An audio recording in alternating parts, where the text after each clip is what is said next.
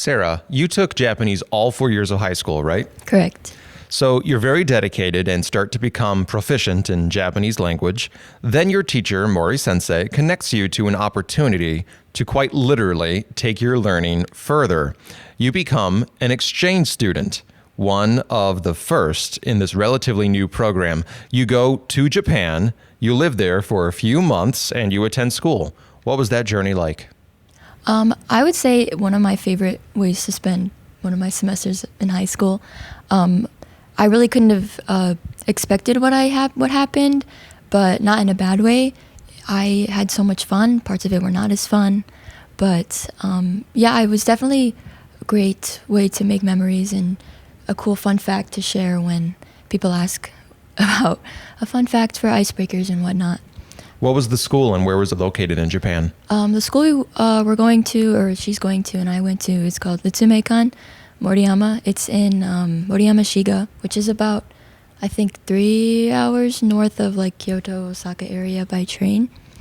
It's a private school, and they do middle school through high school, but middle school in Japan is only 3 years, and high school in Japan is only 3 years, so it's a 6-year program, or like if you attend the high school.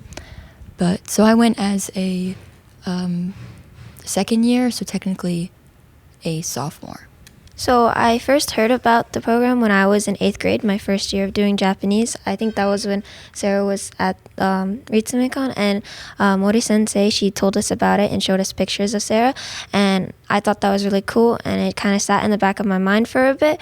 And then in my freshman year, I went up to Mori Sensei and I brought it up again, and she told me a lot more about it. And I've also had the experience of SMAP, so I've met some of the students from Ritsumeikan online, along with one of their teachers. And honestly, they're amazing people, and their school they really seem open to like learning more about international culture. And I want to do the same and take myself out of my comfort zone. So definitely something that I'm looking forward to. And we can't do a Japanese podcast without talking about Mori Sensei. Yes. Can you both tell me about your experience working with her and how helpful she has been with you on your learning journey? Do you want to go? Yeah, okay, thank you. Mori Sensei is an amazing teacher. I didn't know what to expect when I first came into her class, and she's just amazing at teaching Japanese, and she's so committed.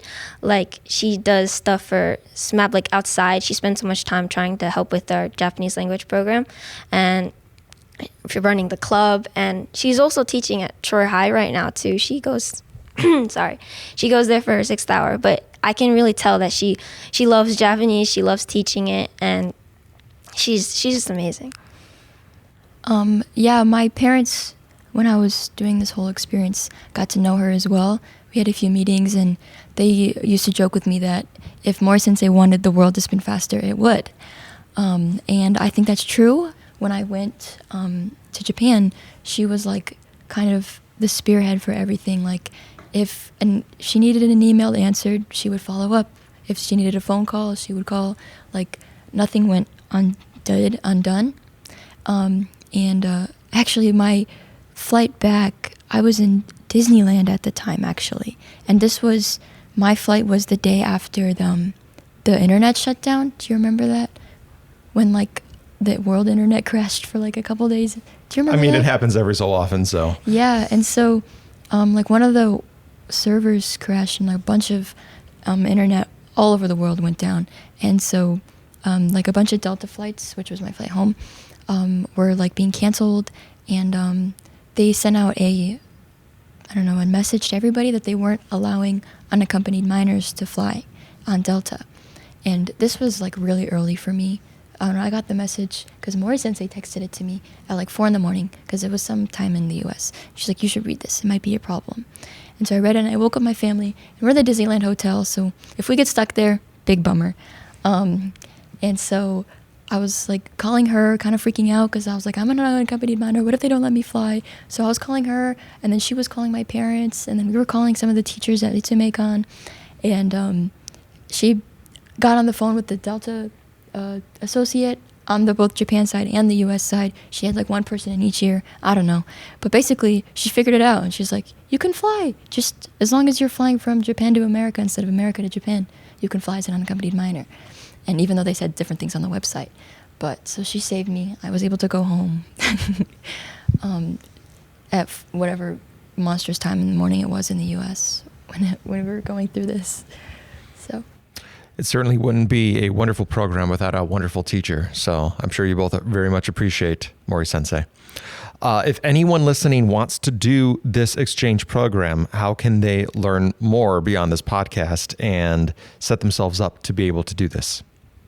Take Japanese. I think you have to be at least J3, like taking J3 or have completed it to do this exchange program. And then just being honest, open, talking to Mori Sensei about it, and she'll do what she can in her power to get you ready for it, and she'll give you all the application. I think it takes a couple of months though, so you might want to reach out early to really fill everything out.